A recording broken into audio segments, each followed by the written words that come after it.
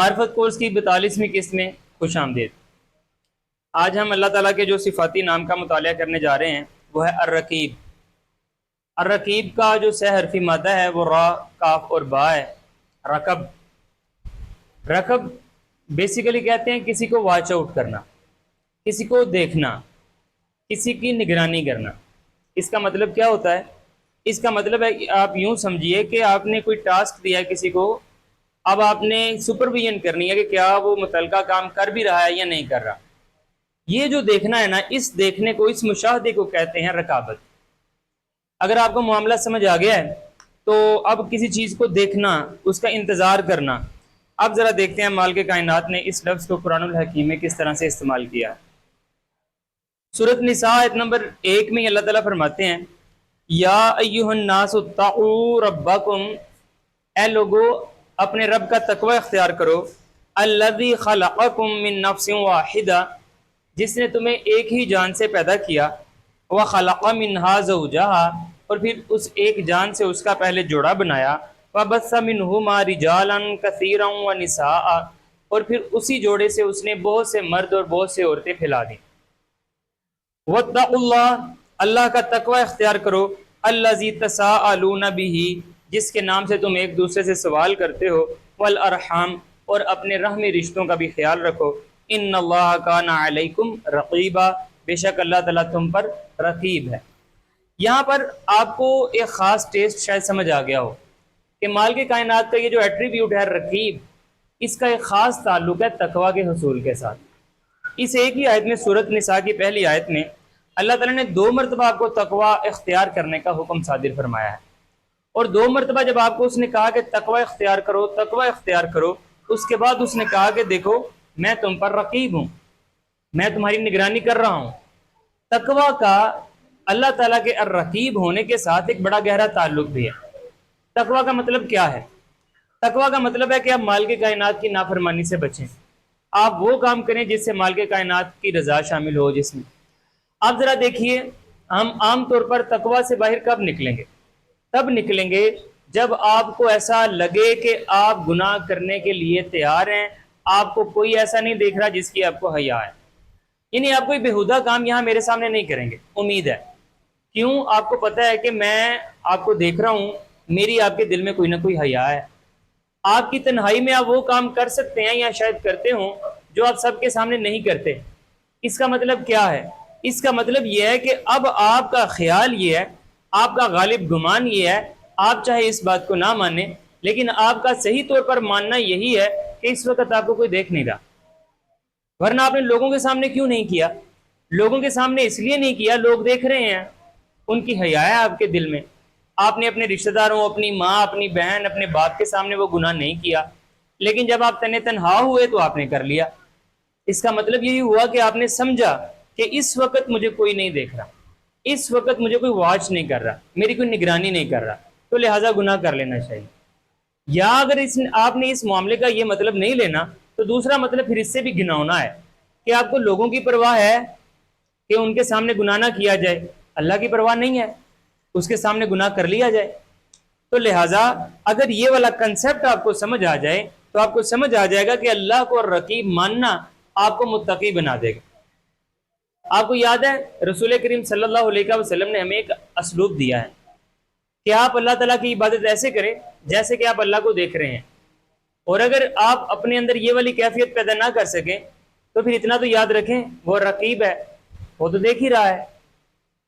اس بات سے تو ڈینائی نہیں کیا جا سکتا۔ یہ والا اگر آپ کو معاملہ سمجھ آ گیا ہے، پھر آپ کو یہ بھی کلی طور پر سمجھ آ گیا ہوگا کہ اللہ کا الرقیب ہونا اگر آپ یہ دل سے مان لیں تو ڈیفینیٹلی آپ متقی بن جائیں گے۔ دوبارہ پڑھی آیت آپ کو سمجھ آ جائے گی۔ اللہ تعالیٰ نے بتایا کہ اے لوگو تقوی اختیار کرو اپنے رب کا جس نے تمہیں پیدا کیا، المختصر، اور پھر اپنے اس اللہ کا تقوی اختیار کرو جس کے نام سے تم سوال کرتے ہو۔ یہ بڑی خاص بات ہے۔ جب کبھی بھی آپ کو لگتا ہے نا آپ کی بس ہو گئی ہے، آپ اللہ کے نام کا ہی سوال کرتے ہیں۔ جہاں پر آپ کو لگ رہا ہو کہ یہاں پر شاید میں ڈیزرو کرتا ہوں کہ نہیں کرتا، وہاں پر آپ اللہ ہی کے نام سے سوال کرتے ہیں۔ ایک بھکاری بھی آپ سے بھیک مانگتا ہے تو وہ کہتے ہیں اللہ کے نام پہ دے دو۔ اگر آپ نے کبھی کوئی آپ کو کسی نے پکڑ لیا ہے اور آپ اسے چھٹکارا پانا چاہ رہے ہیں، آپ یہی کہتے ہیں اللہ واسطے ایک باری معاف کر دے، اللہ کے لیے ایک بار معاف کر دو۔ اگر کبھی کوئی ایسا معاملہ ہو، دو لوگ آپس میں لڑ رہے ہیں، آپ کو لگ رہا ہے یار کوئی مصالحت والا معاملہ نظر نہیں آ رہا، آپ یہی کہیں گے اللہ کو مانو یار، بس کر دو۔ یہ تمام کے تمام جتنے بھی اسلوب ہیں جہاں پر آپ کی اور میری بس ہو جایا کرتی ہے نا، جہاں پر لگتا ہے کہ اب میرا اختیار ختم، یا میرا وقار ختم، یا پھر میرا حق ختم، تو پھر آپ اللہ کا نام لے کر سوال کرتے ہیں ہر درجے پر۔ تو اللہ تعالیٰ فرما رہے ہیں آپ کو وَاتَّقُوا اللَّهَ الَّذِي تَسَاءَلُونَ بِهِ، جس کے نام سے تم سوال کرتے ہو آپس میں، اس اللہ کا تقوی اختیار کرو۔ اور پھر یاد رکھو ان اللہ کان علیکم رقیبا، کہ اللہ تم پر رقیب ہے، اللہ تمہاری نگرانی کر رہا ہے۔ جس کام کے لیے اس نے تمہیں بنایا ہے، جس کام کے لیے اس نے تمہیں پیدا کیا ہے، اسی کام کے لیے تم سرگرداں ہو کہ نہیں، اس معاملے کو وہ دیکھ رہا ہے۔ اب مزید دیکھیے سورۃ مائدہ کی آیت نمبر 117 میں، اس سے قبل نا اللہ تعالیٰ عیسیٰ علیہ السلام سے نا ایک سوال کریں گے قیامت والے دن کہ کیا تم نے کہا تھا لوگوں کو کہ میری اور میری والدہ کی عبادت کرنا شروع کر دو؟ تو عیسیٰ علیہ السلام جواب فرماتے ہیں ما قلت لهم الا ما امرتنی به، جس بات کا آپ نے مجھے حکم دیا تھا اس کے سوا تو میں نے کوئی بات نہیں کی، اور وہ یہی تھی ان اعبدوا، کہ تم عبادت کرو اللہ، اللہ کی، ربی و ربکم، جو میرا بھی رب ہے اور تمہارا بھی رب ہے۔ اس کے بعد وہ فرماتے ہیں وَكُنْتُ عَلَيْهِمْ شَهِيدًا، میں ان پر گواہ کے طور پر موجود رہا، مَا دُمْتُ فِيهِمْ، جب تک میں ان میں رہا، فَلَمَّا تَوَفَّيْتَنِي، پھر جب آپ نے مجھے فوت کر دیا، پھر جب آپ نے مجھے اٹھا لیا، پھر جب آپ نے میرا قصہ یہاں پر تمام کر دیا، كُنْتَ الرَّقِيبُ كُنْتَ أَنْتَ الرَّقِيبُ، پھر تو ان پر آپ ہی رقیب بن کر رہے، پھر تو ان کی نگرانی آپ ہی نے کی، میں تو وہاں موجود نہیں رہا۔ یہاں پر بھی آپ کو رقیب کا وہی ٹیسٹ سمجھ آ رہا ہوگا کہ مال کے کائنات کو عیسیٰ علیہ السلام کچھ ایسے فرما رہے ہیں، عرض کر رہے ہیں کہ جب تک میں ان میں رہا تب تک تو میں گواہ کے طور پر موجود رہا، جب آپ نے مجھے اٹھا لیا اس کے بعد تو آپ ہی ہیں جو رقیب بن کر رہے، نگرانی آپ ہی نے کی، تو میں نے ایسی کوئی بات نہیں کی جس کا مجھے حکم نہیں دیا گیا۔ تو رقیب کا مطلب یہ ہوا مال کے کائنات آپ کو واچ کر رہا ہے، اللہ تعالیٰ کا سسٹم آپ کو ہر لمحہ ریکارڈ کر رہا ہے، آپ کی سپرویژن چل رہی ہے، جس معاملے کے لیے آپ کو بھیجا گیا ہے، جو آپ کو طاقتیں عطا کی گئی ہیں، جو ابیلٹیز اور کیپیبلٹیز آپ کو تفویض کی گئی ہیں، وہ آپ کس طرح سے ادا کر رہے ہیں ان کی ذمہ داری، اور آپ کس طرح سے ان کو مال کے کائنات کی خدمت میں صرف کر رہے ہیں یا نہیں کر رہے، اس معاملے کو اللہ تعالیٰ دیکھ رہا ہے، نگرانی کر رہا ہے، اسی نگرانی کرنے کی وجہ سے وہ الرقیب ہے۔ دیکھیے شعیب علیہ السلام جب وہ آتے ہیں اپنی قوم کے پاس، ان کو روکنے کی کوشش کرتے ہیں، اور ان کی قوم آپ کے ساتھ اچھا برتاؤ نہیں کرتی، ایٹ دی اینڈ وہ بڑی عجیب بات کرتی ہے سورۃ ہود کی آیت نمبر 92 میں، وہ کہتے ہیں کہ آپ کی اگر برادری کا خیال نہ ہوتا، آپ کے قبیلے کا خیال نہ ہوتا، تو آپ کو بہت بری سزا دیتے ہیں، وہ ان کے الفاظ اس سے بھی سخت ہے۔ تو پھر شعیب علیہ السلام کہتے ہیں حد ہو گئی ہے، تمہیں میری برادری میرے قبیلے کا ڈر میرے اللہ سے زیادہ ہے، یہ تو بہت ہی حد ہو گئی، تم نے اللہ کو تو بالکل پس پشت ڈال دیا ہے۔ تو پھر سنو وَيَا قَوْمِ اعْمَلُوا عَلَىٰ مَكَانَتِكُمْ إِنِّي عَامِلٌ، اے میری قوم اگر نہج یہاں تک پہنچ گئی ہے کہ تمہیں اللہ سے زیادہ میری برادری کا ڈر ہے، تو پھر جو تم کر رہے ہو کرتے رہو، میں تو جو کر رہا ہوں میں کروں گا، میں تو رکنے والا نہیں ہوں۔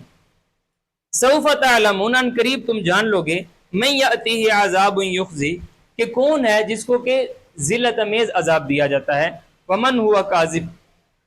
اور جھوٹا کون ہے، آپ یا میں۔ آپ ذرا لفظ سنیے گا، وَارْتَقِبُوا إِنِّي مَعَكُمْ رَقِيبٌ، تم بھی دیکھو میں بھی دیکھ رہا ہوں، تم بھی دیکھ لو میں بھی دیکھ رہا ہوں، جس بات کو تم حق سمجھتے ہو تم اس کے مطابق دیکھو، جس کو میں حق سمجھتا ہوں میں اس کے مطابق واچ آؤٹ کر رہا ہوں، دیکھ لیتے ہیں نتیجہ کیا نکلتا ہے۔ البتہ میں جو دعوت حق دے رہا ہوں میں تو باز نہیں آؤں گا۔ ایک آخری آیت سن لیجئے، اللہ تعالیٰ سورۃ الاحزاب آیت نمبر 52 میں فرماتے ہیں، رسول کریم صلی اللہ علیہ وسلم سے بات کرتے ہوئے، معاملہ کچھ یوں تھا کہ آقا نامدار صلی اللہ علیہ وسلم کو کچھ شادیاں آپ نے کر لی تھیں، اللہ تعالیٰ نے کہا کہ اگر آپ چاہیں تو چلی جائیں، اگر آپ نے رہنا ہے تو پھر حالات ایسے ہی ہیں، آپ اس طرح سے ڈیمانڈ نہ کریں کہ رسول کریم صلی اللہ علیہ وسلم کے کاندھوں پر بہت بڑی ذمہ داری ہے، اب اس ذمہ داری کو چھوڑ کر آپ کے لیے پیسے کمانے تو نہیں جائیں گے، جب ہوں گے تو اچھی بات ہے، نہیں بھی ہوں گے تو گزارا ایسے ہی کرنا پڑنا ہے، البتہ اگر آپ میں سے کوئی جانا چاہے تو جا سکتی ہے، کوئی نہیں گئی۔ سب نے آقا نامدار صلی اللہ علیہ وسلم کی رفاقت کو چنا۔ اس کے بعد اللہ تعالیٰ نے آقا نامدار صلی اللہ علیہ وسلم کو حکم صادر فرمایا۔ اللہ تعالیٰ فرماتے ہیں لا یحل لک النساء من بعد، اس کے بعد اب کوئی عورت آپ پر حلال نہیں رہی، یہ جو آپ کے پاس آ گئی ہیں اب یہی ہیں۔ ولا ان تبدل بهن من ازواج، آپ نے کوئی بھی ایک زوج کو اب چھوڑ کر دوسری زوج کرنے کی کوشش نہیں کرنی، سوچنا بھی نہیں ہے۔ ولو اعجبک حسنهن، چاہے ان کا حسن کتنا ہی آپ کو اچھا کیوں نہ لگے، لیکن انہوں نے قربانی دی ہے، انہوں نے آپ کے برے وقت میں آپ کے ساتھ کھڑا ہونا قبول کیا ہے، تو اب لہٰذا کوئی کتنی حسین و جمیل آ جائے، کسی میں کوئی گناہ آ جائے، ان کو چھوڑ کر اب آپ نے کسی کے ساتھ نکاح نہیں کرنا۔ الا ما ملکت یمینک، جو آپ کے ہاتھ جو غلام ہیں، آپ کی لونڈیاں ہیں، ان کی بات الگ ہے۔ اب ذرا دیکھیے، رسول کریم صلی اللہ علیہ وسلم کو ایک حکم صادر ہوا، اس کے بعد اللہ تعالیٰ فرماتے ہیں وَكَانَ اللَّهُ عَلَىٰ كُلِّ شَيْءٍ رَقِيبًا، اور اللہ تعالیٰ ہر شے پر رقیب ہے، اللہ تعالیٰ نگرانی کر رہا ہے کہ جو میں کہے کیا وہ تم لوگ کر رہے ہو، کیا اس کی پوری طرح سے پاسداری ہو رہی ہے۔ یہاں پر اگر آپ نے رقیب کا مطلب سمجھنے کی کوشش کی ہوگی تو آپ کو سمجھ آ گئی ہوگی۔ اگر کبھی آپ کو ایسا لگے نا کہ آپ کو لوگوں کی تو حیا آئے اور اللہ کی حیا نہ آئے، آپ لوگوں کے سامنے تو کوئی بات کرنے کو برا سمجھیں اور مالک کائنات کے سامنے کرنا آپ کو آسان لگے، کوئی گناہ، اصل میں شیطان یہاں پر نا ایک جھانسا دے دیا کرتا ہے، وہ کہتا ہے اللہ بڑا رحیم ہے، اللہ معاف کر دے گا، اللہ معاف کر دے گا، اللہ بڑا رحیم ہے، یعنی یہ کس قدر خود غرضی کا فکر ہے، آپ کو پرواہ نہیں ہے اللہ کو کیا اچھا لگے، آپ کو صرف یہی پرواہ ہے کہ آپ کو فائدہ کس چیز میں ملے، اس چیز کا کوئی مول نہیں پڑنا چاہیے کہ اللہ کیا چاہتا ہے، اللہ نے آپ کو کیا حکم صادر فرمایا ہے۔ یہ بندگی کا تقاضا تو نہیں ہے، یہ محبت کا تقاضا بھی نہیں ہے۔ باہر کیا اگر کبھی آپ کو ایسا سینیریو ملے کہ آپ لوگوں کی تو حیا کر کے گناہوں سے تھوڑی دیر کے لیے چاہے چھٹ جائیں، آپ کہیں چلو بعد میں کر لیں گے جب یہ نہیں دیکھیں گے، لیکن آپ کو اللہ کی حیا نہ آئے، تب آپ اپنے آپ کو ان الفاظ میں ذرا مخاطب کر کے کہیے گا کہ وَكَانَ اللَّهُ عَلَىٰ كُلِّ شَيْءٍ رَقِيبًا۔ اب کوئی اور اگر نہیں بھی دیکھ رہا تو اللہ تو دیکھ رہا ہے، اور اللہ کا تو مقصد بھی میری نگرانی کرنا ہے، وہ رقیب ہونے کی حیثیت سے۔ ان لوگوں کا مقصد یہاں پر رقیب بننا نہیں ہے۔ اگر اس وقت میں نے اپنا کوئی گناہ چھوڑا ہوا ہے آپ کے لیے، آپ یہاں پر باقاعدہ طور پر میری نگرانی کرنے تو نہیں آئے، نہ ہی میں یہاں پر باقاعدہ طور پر آپ کی نگرانی کرنے کی نیت سے کھڑا ہوں، اس کے باوجود میں آپ کی اور آپ میری حیا کر رہے ہیں، تو اللہ تعالیٰ تو باقاعدہ طور پر رقیب ہے،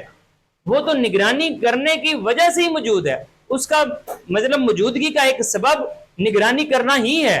اس کے باوجود اگر ہم اس کی حیا نہ کریں تو پھر حیا کرنی چاہیے اور اپنے آپ کو مخاطب کر کے انہی الفاظ میں بار بار گرداننا چاہیے کہ وَكَانَ اللَّهُ عَلَىٰ كُلِّ شَيْءٍ رَقِيبًا، وَكَانَ اللَّهُ عَلَىٰ كُلِّ شَيْءٍ رَقِيبًا، وَكَانَ اللَّهُ عَلَىٰ كُلِّ شَيْءٍ رَقِيبًا۔ اللہ ہر شے پر رقیب ہے، اللہ نگران ہے، اللہ دیکھ رہا ہے۔ تب تک آپ یہ وظیفہ جاری رکھیں، تب تک جاری رکھیں جب تک آپ کے دل سے وہ تنہائی میں کرنے والے گناہ کا خیال جاتا نہ رہے، اور اگر آپ کو لگے کہ نہیں جا رہا، آواز اونچی کر دیجیے، اگر پھر بھی نہیں جا رہا تو آواز اور اونچی کر دیجیے، اتنی اونچی کر دیجیے کہ لوگ آپ کو پاگل سمجھیں کہ اس کو کیا ہو گیا، لیکن یہ جب تک خیال نہ جائے تب تک اپنے آپ کو مخاطب کر کے بتاتے رہیے کہ لوگ نہیں دیکھ رہے تو اللہ دیکھ رہا ہے۔ وَكَانَ اللَّهُ عَلَىٰ كُلِّ شَيْءٍ رَقِيبًا۔ ربنا لا تزغ قلوبنا بعد إذ هديتنا وهب لنا من لدنك رحمة إنك أنت الوهاب۔